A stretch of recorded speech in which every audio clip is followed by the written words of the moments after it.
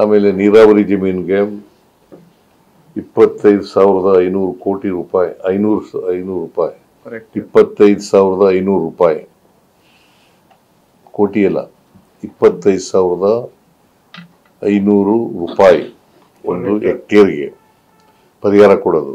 ಅದು NDRF norms ಪ್ರಕಾರ ಅಷ್ಟಿಲ್ಲ, ರಾಜ್ಯ ಸರ್ಕಾರವನ್ನು ಸೇರಿಸಿ ಕೊಡ್ತಾ ಇರೋದು ಹೆಚ್ಚುವರಿಯಾಗಿ.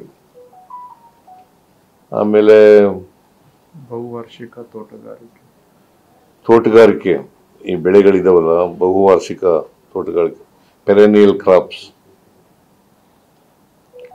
ಈ ಪೆರೆನಿಯಲ್ ಕ್ರಾಪ್ಸ್ಗೆ 31,000 ರೂಪಾಯಿ ಕೊಡ್ತಾ ಇದ್ದೀವಿ.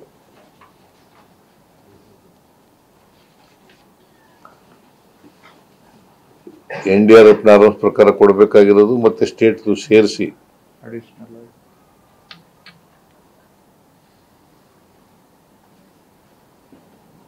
ಒಟ್ಟು ಪರಿಹಾರ ಎಲ್ಲ ಸೇರಿದ್ರೆ 2,750 ಕೋಟಿ. ಒಟ್ಟು ಪರಿಹಾರ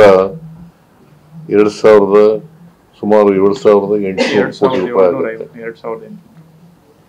2,800 ಕೋಟಿ ಆಗುತ್ತೆ ರೈತರಿಗೆ ಕೊಡ್ತಕ್ಕಂಥದ್ದು. 2,800 ಕೋಟಿ.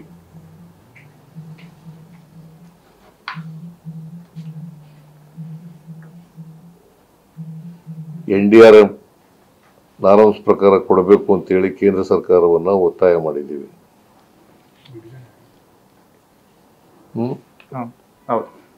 ಎಷ್ಟು ದುಡ್ಡು ಹೇಳಿರೋದು? ಬೆಳೆ ಪರಿಹಾರಕ್ಕೆ 614 ಕೋಟಿ ಕೊಡಬೇಕು ಬ್ಯಾಲೆನ್ಸ್ ಅಮೌಂಟ್, ಹಾಗೂ ಆಸ್ತಿ ಪಾಸ್ತಿ ಮರು ನಿರ್ಮಾಣಕ್ಕಾಗಿ 1,521 ಕೋಟಿ. 614 ಕೋಟಿ ಬೆಳೆ ಪರಿಹಾರಕ್ಕೆ, 1,521 ಕೋಟಿ ಇನ್ಫ್ರಾಸ್ಟ್ರಕ್ಚರ್ ಡ್ಯಾಮೇಜ್ ಆಗಿರೋದಕ್ಕೆ. ಎರಡು ಸೇರಿಸಿದ್ರೆ 2,136. ಎರಡು ಸೇರಿಸಿ 2,136 ಕೋಟಿ. 2,136 ಕೋಟಿ. ಸೊ ಇಷ್ಟು ಕೇಳಿ ಮೆಮೊರಾಂಡಮ್ ಅನ್ನು ಕೊಟ್ಟಿದ್ದೀವಿ. This is regarding crop loss.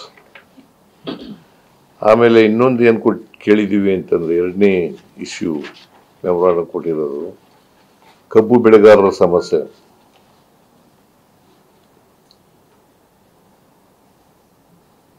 ಕೇಂದ್ರ ಸರ್ಕಾರದವರು FRP ಅನ್ನು ನಿಗದಿ ಮಾಡೋರು, fair and remunerative price. Fair and remunerative price, FRP. ಅದನ್ನು ನಿಗದಿ ಮಾಡೋರು ಕೇಂದ್ರ ಸರ್ಕಾರ.